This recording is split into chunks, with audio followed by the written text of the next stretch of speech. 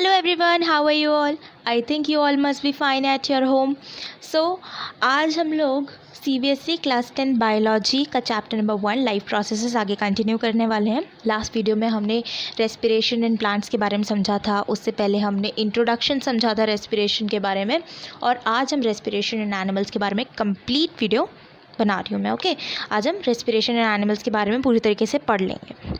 सो respiration के बारे में हम सभी लोगों को मालूम है, रेस्पिरेशन वो प्रोसेस होती है जिसमें कि हम ऑक्सीजन इनटेक करते हैं, उसका यूटिलाइजेशन करते हैं हमारे फूड को ब्रेक करने के लिए, और उसके बाद हम waste materials for example carbon dioxide को निकाल देते हैं। ओके, तो आज हम लोग रेस्पिरेशन के ही बारे में आगे कंटिन्यू करने वाले एनिमल्स में। सो 3 common features of respiratory organ. अभी रेस्पिरेटरी ऑर्गन क्या होते हैं? रेस्पिरेटरी ऑर्गन हम सभी को मालूम है कि रेस्पिरेटरी ऑर्गन्स वो ऑर्गन्स होते हैं जो कि रेस्पिरेशन परफॉर्म करते हैं। वर्ड से ही पता चल रहा है, रेस्पिरेशन मैंने अभी आपको बता ही दिया क्या होती है। सो हम लोग को कुछ रेस्पिरेटरी ऑर्गन्स तो पता ही हैं। फॉर एग्जांपल ह्यूमन बींग्स में लंग होते हैं, फिशेस में गिल्स होते हैं। सो हमें कुछ एनिमल्स के बारे में तो पता ही था। अब उन एनिमल्स में जो रेस्पिरेटरी ऑर्गन है उनमें कॉमन फीचर्स क्या होते हैं, कि उनमें कॉमन क्या है, वो आज हम पढ़ने वाले हैं। तो हमें 3 कॉमन फीचर्स पढ़ने हैं इस वक्त। Large surface area to get enough oxygen. ज़्यादा सरफेस एरिया होगा तभी ऑक्सीजन ज़्यादा मिल सकता है, ये बात तो हमें पता ही है कि जब सरफेस एरिया ज़्यादा होगा तभी ऑक्सीजन ज़्यादा हो सकता है। फिर आ जाता है thin wall for easy diffusion and exchange of respiratory gases. अब जब रेस्पिरेटरी ऑर्गन्स की वॉल्स पतली होंगी, वो डिफ्यूजन के थ्रू जाता है। डिफ्यूजन मैं आपको लास्ट वीडियो में बता चुकी हूँ कि क्या होता है, मैं आपको फिर से बता देती हूँ। डिफ्यूजन वो प्रोसेस होती है जिसमें कि कोई भी substance, whether it is a gas और लिक्विड, वो एक हायर कंसनट्रेशन की जगह से एक लोअर कंसनट्रेशन की जगह पे चला जाता है। डिफ्यूजन हमारी गैसेस यूजुअली परफॉर्म करती हैं, तो इसमें ये क्या करती हैं, हमारी वॉल से डिफ्यूज़ होकर कोई भी गैस जो कि एक हायर कंसंट्रेशन में है किसी जगह पे, फॉर एग्जांपल हमारी कार्बन डाइऑक्साइड हमारी बॉडी के अंदर ज़्यादा कंसंट्रेशन में है, तो वो डिफ्यूज़ आउट हो जाएगी, क्योंकि एनवायरनमेंट में कार्बन डाइऑक्साइड कम है, एनवायरनमेंट में ऑक्सीजन ज़्यादा है और हमारी बॉडी के अंदर ऑक्सीजन कम है, उसकी कंसंट्रेशन कम है, तो हमारी बॉडी के अंदर डिफ्यूज़ हो जाएगी ऑक्सीजन और कार्बन डाइऑक्साइड डिफ्यूज़ आउट हो जाएगी। ठीक है, तो थिन वॉल का फंक्शन समझ में आ गया होगा आप लोगों को। फिर rich blood supply for transporting respiratory gases. अब हमें पता है कि ट्रांसपोर्टेशन हमारी बॉडी में ब्लड के थ्रू होता है, फिर वो कोई भी चीज़ क्यों ना हो, वो फूड हो, कुछ भी हो, वो ब्लड के थ्रू ही जाता है। तो जो हमारे रेस्पिरेटरी ऑर्गन्स हैं उनके पास में ब्लड सप्लाई भी तो होनी चाहिए अच्छी, तभी तो हमारा सारी गैसेस, कार्बन डाइऑक्साइड, ऑक्सीजन, सारी गैसेस पहुंच पाएंगी। अब हम आ जाते हैं एमोइबा पे। एमोइबा आप सभी को मालूम है, मैं लास्ट वीडियो से एमोइबा पढ़ाती आ रही हूँ। आप इसमें एमोइबा के पिक्चर्स देख सकते हैं दोनों। एमोइबा जो होता है वो छोटा सा ऑर्गेनिज्म होता है, वाटर में रहता है, और आगे चीज़ें हम इसमें पढ़ लेते हैं। Respiration in amoeba. Amoeba is a single celled animal. हमें मालूम है कि एमोइबा सिंगल सेल से बना होता है, एक ही सेल से बना हुआ जानवर होता है। Depends on the simple diffusion of gases through the thin cell surface membrane. Important चीज़ आ जाती है कि एमोइबा के अंदर रेस्पिरेशन कहाँ से परफॉर्म करता है, वो थिन सेल सरफेस मेम्ब्रेन से परफॉर्म करता है। ओके, उसका सेल सरफेस मेम्ब्रेन जो होता है वो पतला सा होता है और उसी के थ्रू वो अपना रेस्पिरेशन परफॉर्म करता है। ठीक है, ये एक 1 वर्ड क्वेश्चन है, इम्पॉर्टेंट है। Next, lives in water. अभी मैंने आपको बताया कि वो पानी में रहता है। Is of very small size, बहुत छोटा सा होता है, बहुत छोटा सा होता है। Other names of similar type are paramecium and planaria. और भी ऐसे ही वाली प्रोसेस परफॉर्म जो एनिमल्स करते हैं, मतलब सिंगल सेल्ड होते हैं, सिंपल डिफ्यूजन से अपनी सेल सरफेस मेम्ब्रेन से रेस्पिरेशन परफॉर्म करते हैं, वो है पेरिमीशियम एंड प्लेनेरिया। ओके, ये दोनों भी इसी की तरह प्रोसेस। यहाँ पे आपको देखिए एमोइबा का डिफ्यूजन प्रोसेस दिखाया है। यहाँ पे ऑक्सीजन डिफ्यूजेस इनटू एमोइबा, जैसा कि अभी मैंने आपको ह्यूमन बींग्स का एग्जांपल बताया था, उसी तरीके से आप एमोइबा में देख लीजिए कि वाटर में ऑक्सीजन की कंसनट्रेशन ज़्यादा है तो वो एमोइबा के अंदर डिफ्यूज़न हो जाएगा, और कार्बन डाइऑक्साइड एमोइबा के अंदर ज़्यादा है तो वो डिफ्यूज़ आउट हो जाएगा। ओके, ये इसका सेल मेम्ब्रेन है जिसके थ्रू ऑक्सीजन का अंदर आना और कार्बन डाइऑक्साइड का बाहर जाना हो रहा है। Okay, it's a very simple process. सबसे ज़्यादा ईजीएस्ट एनिमल होता है ये, ईजीएस्ट ऑर्गेनिज्म होता है। तो आप कभी भी किसी भी एनिमल के बारे में पढ़ रहे हों तो आपको एमोइबा के बारे में ज़रूर पढ़ाया जाएगा, तो इसका एग्जाम्पल तो आपको अच्छी तरीके से याद हो जाना चाहिए। एमोइबा के बारे में अभी आगे वाले चैप्टर्स में भी जो भी चीज़ पता चलेगी आप नोट करते जाइए, क्योंकि amoeba is a very important organism. Earthworm, अब हम पढ़ने जा रहे हैं अर्थवॉर्म के बारे में। अर्थवॉर्म की आप ये पिक्चर देख सकते हैं, वैसे इतनी ज़्यादा नेमिंग की आपको ज़रूरत है नहीं, फिर भी ये अर्थवॉर्म की पिक्चर है। सो रेस्पिरेशन इन अर्थवॉर्म। अर्थवॉर्म होता क्या है? अर्थवॉर्म हम सभी लोगों ने देखा है। एक अर्थवॉर्म एक ऑर्गेनिज्म होता है पतला सा लंबा सा, जो कि जिसमें कि उसकी बॉडी सेक्शंस में डिवाइडेड होती है। उसकी बॉडी स्ट्रक्चर के बारे में आप आगे वाली क्लासेस में पढ़ेंगे, 11th 12th and further. Okay, so earthworm have thin and moist skin for respiration. Earthworm के पास उसकी पतली सी स्किन होती है जिससे वो रेस्पिरेशन परफॉर्म करता है। Another very important point to be noted is that कि अर्थवॉर्म अपनी thin and moist skin surface से रेस्पिरेशन परफॉर्म करता है। अर्थवॉर्म में भी पूछा जा सकता है, जैसे कि अभी एमोइबा में मैंने आपको बताया है, उसी तरीके से अर्थवॉर्म में भी पूछा जा सकता है कि अर्थवॉर्म में रेस्पिरेशन कहाँ से परफॉर्म होती है, तो वो थिन मॉइस्ट स्किन से होती है, उसकी स्किन सरफेस से होती है उसकी, और एमोइबा में होती है सेल सरफेस मेम्ब्रेन से। It absorbs the oxygen needed for respiration and release carbon dioxide through its moist skin. Okay, तो ये एब्जॉर्ब कर लेता है ऑक्सीजन रेस्पिरेशन के लिए और कार्बन डाइऑक्साइड को रिलीज कर देता है अपनी मॉइस्ट स्किन से।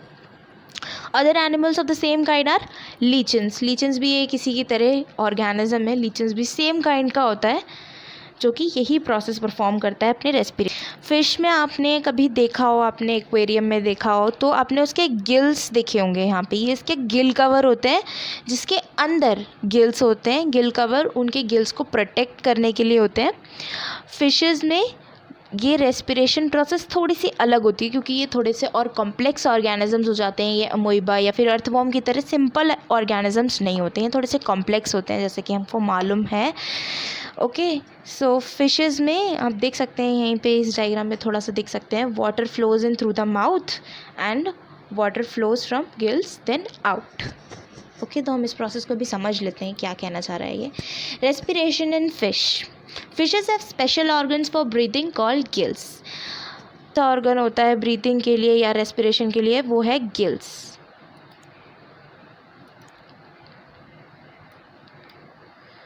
वो है गिल्स।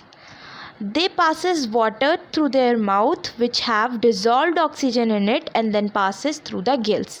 ये क्या करती हैं, पहले अपने मुंह में पानी भर लेती हैं, फिर उसके बाद उस पानी को अपने गिल्स से पास कराती हैं। उस पानी के अंदर ऑलरेडी डिज़ोल्व्ड ऑक्सीजन होती है। आई थिंक आपने इससे पहले पढ़ा होगा कि जो एक्वेटिक एनिमल्स होते हैं वो वाटर से ही ऑक्सीजन लेते हैं। वाटर से ऑक्सीजन कैसे लेते हैं? क्योंकि वाटर में ऑलरेडी डिज़ोल्व्ड ऑक्सीजन प्रेजेंट होती है। सो फिशेस भी वही करती हैं, वो वाटर ले लेती हैं जिस वाटर के अंदर ऑलरेडी डिज़ोल्व्ड ऑक्सीजन है, फिर उसके बाद उसे अपने गिल्स से पास करती हैं और फिर क्या होता है, gills extract the oxygen from the water and throw remaining water and carbon dioxide produced out in the surrounding water. अब ये क्या करते हैं कि गिल्स जो होते हैं वो ऑक्सीजन एक्सट्रैक्ट कर लेते हैं उस पानी में से और बचा हुआ पानी और कार्बन डाइऑक्साइड को बाहर फेंक देते हैं। ओके, अब कार्बन डाइऑक्साइड भी तो प्रोड्यूस होगी, वो भी तो रेस्पिरेशन परफॉर्म कर रही है, तो कार्बन डाइऑक्साइड और बचा हुआ पानी वो बाहर फेंक देते हैं गिल्स और ऑक्सीजन एक्सट्रैक्ट कर लेते हैं। ये भी बहुत सिंपल सी प्रोसेस है। इसमें आपको बस कुछ चीज़ें ध्यान में रखनी है कि फिशेस का ऑर्गन कौन सा होता है रेस्पिरेशन के लिए, वो होता है गिल, और वो कैसे परफॉर्म करती हैं। वो माउथ में वाटर डालती हैं, उस वाटर के अंदर ऑलरेडी डिज़ोल्व ऑक्सीजन होता है, फिर उसके बाद उस वाटर को अपने गिल्स से पास करती हैं जो कि ऑक्सीजन को एक्सट्रैक्ट कर लेता है और वाटर और remaining water and carbon dioxide को फेंक देता है बाहर, throw out in the surrounding water. Okay, यहाँ पर आप फ़िश का डायग्राम देख सकते हैं। आपने अगर कभी एक्वेरियम में ना देखा होगी फ़िश कैसे चलती है, तो आप यहाँ पे देख सकते हैं कि ये माउथ से पानी लेती जाती है और इस तरीके से चलती जाती है और कंटिन्यूसली अपनी प्रोसेस परफॉर्म करती है।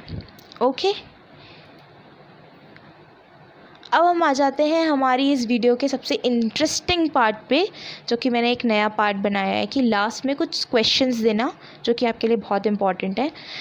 अब ये जो पोयम है ये बचपन में सभी ने सुनी होगी। मछली जल की रानी है, जीवन उसका पानी है, हाथ लगाओ तो डर जाएगी, बाहर निकालो तो मर जाएगी। अब कभी आप लोगों ने सोचा है कि वो मछली बाहर निकालते ही मर क्यों जाती है? ऐसा क्यों हो जाता है भाई?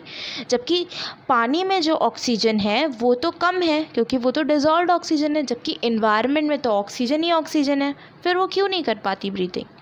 सो why fishes die when taken out from water? So the answer is fishes die after taking out of water even there is more oxygen in air than in water, because fishes does not have lungs to utilize the oxygen of air for breathing and respiration. ये क्या कह रहा है कि fishes इसलिए मर जाती हैं बाहर निकालने पे, जबकि बाहर तो ज़्यादा ऑक्सीजन है पानी से, क्योंकि उनके पास ऐसा कोई ऑर्गन ही नहीं होता है, उनके पास लंग्स ही नहीं होते हैं जिससे कि वो ऑक्सीजन को यूटिलाइज़ कर सकें। उनके पास तो गिल्स होते हैं जो कि पानी से डिज़ोल्व्ड ऑक्सीजन निकाल सकते हैं। उनके पास लंग्स तो होते नहीं हैं जो कि वो ऑक्सीजन को यूटिलाइज़ कर सकें, अपनी बॉडी में ऑक्सीजन ले सकें सही से और कार्बन डाइऑक्साइड रिलीज़ कर सकें। इसलिए फिशेस मर जाती हैं। Another very important question is why human beings or large multicellular animals cannot take oxygen and release carbon dioxide through simple diffusion. अब हमारी बॉडी में, मैंने आपको अभी इसी वीडियो में आगे बताया था पहले, कि हमारी बॉडी में किसी भी चीज़ के ट्रांसपोर्टेशन के लिए ब्लड की ज़रूरत होती है।